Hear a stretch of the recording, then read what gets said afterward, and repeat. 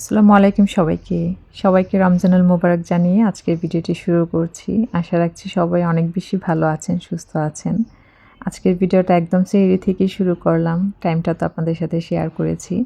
এখানে হচ্ছে আপনাদের ভাইয়ের জন্য খাবার রেডি করে নিয়েছি। আপনাদের ভাইয়া আর বাচ্চারা ঠিক করেছে যে ওরা যেহেতু জাহিন ঘুমাতে অনেকটাই লেট হয়। যদি রোজা রাখে দেন ওই টাইমে খেয়ে শুয়ে পড়বে। আর আমার প্ল্যানিংটা হচ্ছে অন্যরকম। আমি এমন টাইমে উঠবো যেন ওঠার পরে আর না ঘুমাতে হয় সেহরি খাওয়ার পর। তো ওইভাবেই হচ্ছে রোজার দিনের সময়টাকে ভাগ করে নিয়েছি। আপনাদের সবার প্রথম রোজা কেমন গেল কমেন্টসে জানাবেন। আমাদের আলহামদুলিল্লাহ সবকিছু মিলে আসলে বাচ্চারা অসুস্থ থাকলে কোনো কিছুই ভালো লাগে না। আমার ছেলেটা গতকাল রাত থেকে একটু শরীরটা খারাপ। আর গতকালকে রাতে মানে যেদিন আমরা হচ্ছে তারাবি পড়ব, ওই দিনই হচ্ছে আম আমাদের আবারও সেই প্রবলেম সিলিন্ডার শেষ হয়ে যায়। এমন একটা সময় শেষ হয় যে আমরা কাউকেই পাচ্ছিলাম না। তারপরে সবকিছুর জন্য আলহামদুলিল্লাহ যেহেতু সেহরিতে ভাত খাওয়া হবে না, অত বেশি একটা মানে রান্না করার প্যারা ছিল না। তো জাহিন সন্ধ্যা রাতে কিছুই খায়নি। ওকে জোর করে উঠালাম, উঠিয়ে একটু দুধ কলা দিয়ে ভাত দিলাম। সেটাও সে খেতে পারল না। ওর আসলে জ্বর চলে আসছে। তো সবাই দোয়া রাখবেন ছেলেটার জন্য। আসলে বাচ্চারা অনেক সময় পড়ার প্রেশার নিতেও এমন হয়ে যায়। যদিও আলহামদুলিল্লাহ আমাদের পক্ষ থেকে ওরকম কোনো প্রেশার নাই। এটা হয়তোবা ওদের মুখ থেকে শুনলে আরও ভালোভাবে বুঝতে পারবেন। অনেকেই জানি বিশ্বাস করবেন না। ওদেরকে পড়াশোনার ক্ষেত্রে আমরা কখনোই ওরকমভাবে মানে প্রেশার ক্রিয়েট করি না। তো যাই হোক আজকে সকালবেলার ২ টা ফুটেজ শেয়ার করেছি। একটা ছিল একদম মানে ফজরের আজানের পরপর। যদিও তখনও মনে হচ্ছিল যে অনেক বেশি আলোকিত যেহেতু বাহিরে মানে অত বেশি কুয়াশাচ্ছন্ন এখন থাকে না। দেন যখন ৬টার মতো বাজলো জাহিনকে বললাম, ও ঘুমায় নাই, আমিও ঘুমাই নাই। আমি তো ওই যে বললাম যে ওইভাবেই সময়টাকে ভাগ করে নিয়েছি। ওই টাইমে তিলাওয়াতের সময়টা বা ওইভাবে আসলে ভাগ করে নিয়েছি যেহেতু রমজানে আমাদের এক্সট্রা কোরআন তেলাওয়াতের একটা ব্যাপার থাকে। তো জাহিনকে বলছিলাম যে চলো এখানে দেখবা ভালো লাগবে। তো সত্যি ও যখন বাহিরে আমার সাথে বেশ কিছুটা সময় ছিল বলল, আম্মু এখন অনেকটা ফ্রেশ ফিল হচ্ছে। তো সকালবেলা এখন অনেকটা সময় পর আমি ঘরের কাজ শুরু করে দিয়েছি। কিচেনে যা কিছু হয়েছিল সেগুলো ক্লিন করে এক্সট্রা কিছু কাজ ছিল সেগুলোও করে নিয়েছি কিচেনের। আমার আসলে আজকে কোনো না কোনোভাবে অনেক বেশি কাজ একসাথে পড়ে গেছে। ওই যে সিলিন্ডার শেষ হয়ে গেছে বললাম না, ভেবেছিলাম আগের দিন রাতে ছোলাটা রান্না করে রেখে দিব। তো পরে তো আর সেটা হয়নি। তো আজকে ছোলাও রান্না করতে হবে। একই সাথে আজকে বাহিরেও কাজ আছে। তো এখন আর এত কিছু ভাবছি না। একটার পর একটা করে যাব যতটুকুন করতে পারি আরকি। তো কিচেনে যেহেতু কালকে রাতে রান্নার মানে প্রিপারেশন নিয়েছিলাম, দেন অপেক্ষা করেছি যে হয়তোবা পেয়ে যাব। সবকিছু মিলে কিচেনের খুবই মেসি একটা অবস্থা ছিল। তো ওই কাজগুলো অফ ক্যামেরায় করে নিয়েছি। কারণ আমার কিচেনের স্পেসের এমন একটা অবস্থা যে অনেক সময় অনেক কাজ ইচ্ছা থাকা সত্ত্বেও আসলে ফুটেজ নিতে পারি না। তো এদিকে হচ্ছে বাহিরে যে গাছগুলো দিয়েছিলাম সেগুলোকে আবারও ভিতরে নিয়ে আসছি। এগুলোকে আসলে এভাবেই মানে করে রাখা লাগে, একবার ভিতরে একবার বাহিরে। তো এই দিকেও যদি খেয়াল না থাকে দেখবেন যে ২ দিনে ইনডোর প্ল্যান্টগুলো কেমন যেন হয়ে যায়। মানে ২ দিন বেশি হলেই কেমন যেন হয়ে যায়। আবার ভিতরে কিছু গাছ যেগুলো থাকে ওগুলো আবার দেখা যায় কিছুদিন পরে যদি বাহিরে না নেওয়া হয় সেগুলো কেমন যেন একটা হয়ে যায়। তো গত রাতে যেহেতু ছোলা রান্না করতে পারি নাই, আরও টু ডু লিস্টে যে কাজটা ছিল তার মধ্যে একটা বড় কাজ ছিল হচ্ছে পেঁয়াজ পেস্ট করে রাখা। তো রাতের দিকে হচ্ছে পেঁয়াজগুলোকে পেস্ট করে আমি এভাবে ট্রেতে করে রেখে দিয়েছিলাম। রাখার সময় আমি যেহেতু ওইটা একটা টেনশন ছিল যে সিলিন্ডার পাচ্ছি না, আসলে কাজটা অতটা মনোযোগ দিয়ে যে করব সেই সুযোগটাও ছিল না। মানে সবসময় এভাবে করে রাখলে আমি তো বেশিরভাগ সময় কুচি করেই রান্না করি। যদি পেস্ট করি দেন আগে থেকে একটা দাগ কেটে রাখি। কিন্তু ওইটা মানে করা হয় নাই। আর এখন যখন কাটতে গেলাম দেখলাম যে অনেকটা হার্ড হয়ে গেছে। পেঁয়াজটা আসলে পেস্ট থাকলে অনেক বেশি ইজি হয়ে যায় রান্নার ক্ষেত্রে। আমি যেটা করি সবসময় কুচি পেঁয়াজ দিয়ে রান্না করি। তবে রমজান আসলে চেষ্টা করি একটু এভাবে করে পেস্ট করে রাখতে। যদিও এখন জানতে পারি অনেক জায়গায় ইউটিউবের সুবাদে যে এভাবে নাকি রাখা ঠিক না বা কুচি করে রাখাও ঠিক না। কুচি করে আসলে তো রেখে দেই না, ছুলেই রেখে দেই ম্যাক্সিমাম সময়। তবে আসলে যাদেরকে দিয়ে আমরা কাজ করাই তারাও তো রোজা রেখেই কাজ করে। সবকিছু চিন্তা করেই এই যে মানে রান্নার একেবারে টুকিটাকি জিনিসগুলো করে রাখলে যে কতটা হেল্প হয় এটা আমরা গৃহিণীরা খুব ভালো বলতে পারবো। তো যাই হোক, ওই কাজগুলো শেষ করে আমি যেহেতু গতকালকে রাতে ছোলা রান্না করতে পারিনি, আমি যে রাইস কুকারে ছোলাটা সিদ্ধ বসিয়ে মানে সিদ্ধ করে নিতে পারবো সেটাও মানে মাথায় ছিল না। যাই হোক, এরকমটা আমার মনে হয় কম বেশি আমাদের সবার সাথেই হয়। তো ছোলাটা সিদ্ধ বসিয়ে এদিকে হচ্ছে আমি যে বাহিরে যাব তার জন্য আমার একটা লিস্ট দরকার যে কি কি কিনবো। তো যারা আমার নিয়মিত ভিডিও দেখেন তারা নিশ্চয়ই বুঝে গিয়েছেন যে আপু হয়তো বা শাড়ি বানানোর ম্যাটেরিয়ালসই কিনতে যাবে। হ্যাঁ, তো এইখানে আসলে এই যে শাড়িটা, এটা শাড়ি হবে, তবে ডিফারেন্ট কিছু হবে ইনশাল্লাহ। দোয়া রাখবেন সবাই যেন আমি যেটা চাচ্ছি, যেভাবে চাচ্ছি সেভাবে যেন করতে পারি।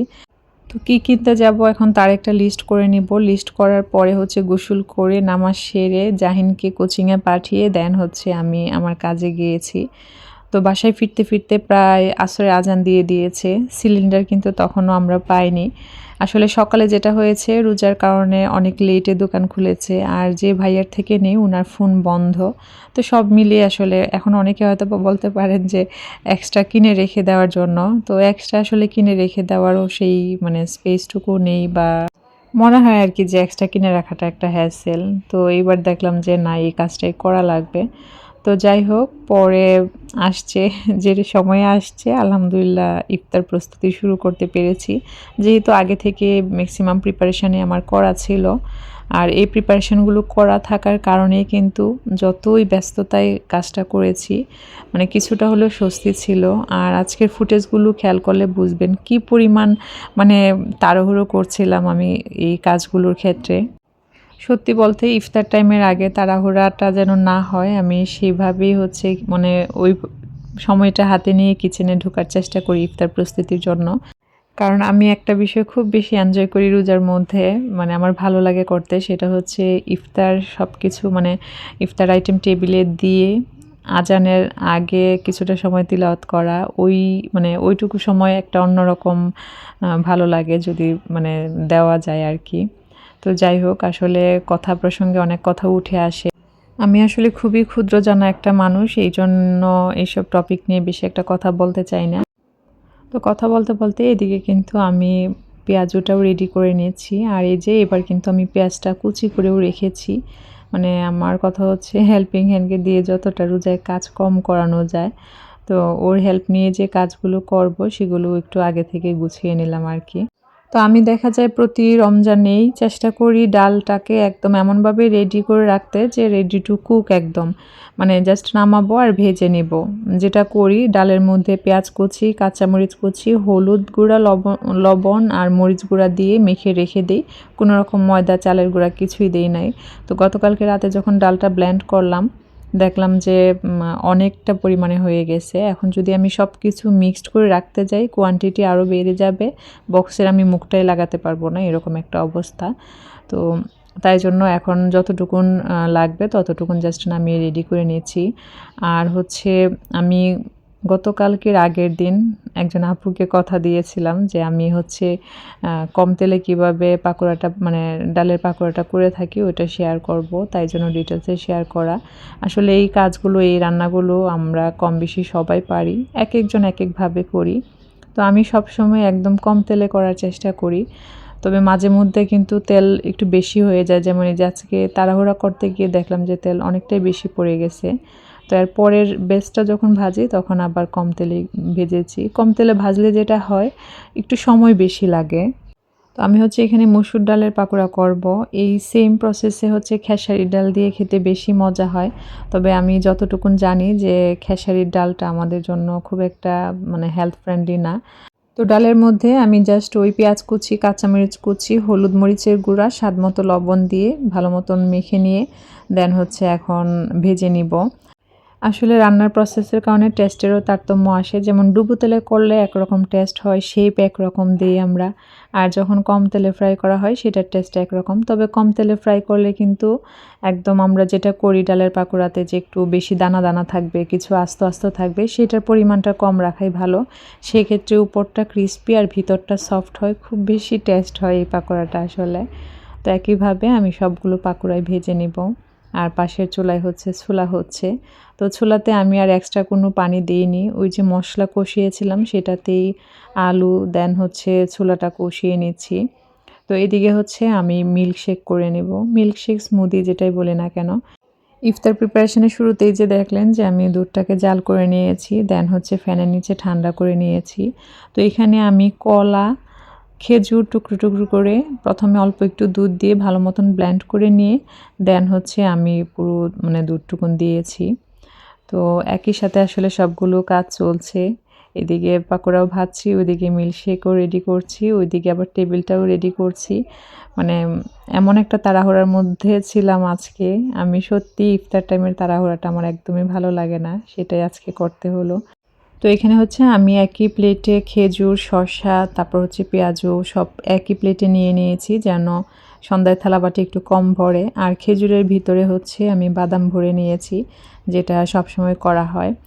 আর আজকে যে স্মুদিটা রেডি করেছি এটা আসলে খুবই আমাদের জন্য স্বাস্থ্যকর, আমরা সবাই এটা জানি। বিশেষ করে সেহরিতে যদি এই স্মুদিটা খাওয়া হয় সারা দিনভর কিন্তু এনার্জি পাওয়া যায়, যেহেতু এখানে খেজুর আছে, কলা আছে, দুধ আছে, সব কিছু মিলেই। তো আমি যে আপনাদের সাথে মেনু শেয়ার করেছিলাম, আলহামদুলিল্লাহ সবাই অনেক বেশি পছন্দ করেছেন। আমিও আসলে আপনাদের এই কমেন্টসগুলো দেখে ভীষণভাবে ইন্সপায়ার হই। সময়ের মতোই বলবো, যারা আমার ভিডিও ভালো লাগা ভালোবাসা থেকে দেখেন তারা ছোট্ট করে হলে একটা কমেন্টস করবেন। আর যারা প্রথমবারের মতো আমার ভিডিওটি দেখছেন, কে কোথা থেকে দেখছেন প্লিজ কমেন্টস করে জানাবেন। তো এখানে আমি হচ্ছে খাবারটা সুন্দর মতো সার্ভ করে নিচ্ছি। আর আজকে যে সিলিন্ডার দিতে হেল্প করেছে ওনার জন্য একটু ইফতার পাঠাবো তাই। তো যাই হোক, ভিডিও শেষ পর্যায়ে চলে এসেছি। আজ এ পর্যন্তই। সবাই ভালো থাকবেন, সুস্থ থাকবেন, সবার রোজা অনেক বেশি ভালো কাটুক, সবার জন্য দোয়া রইল। ধন্যবাদ সবাইকে। আল্লাহ হাফেজ।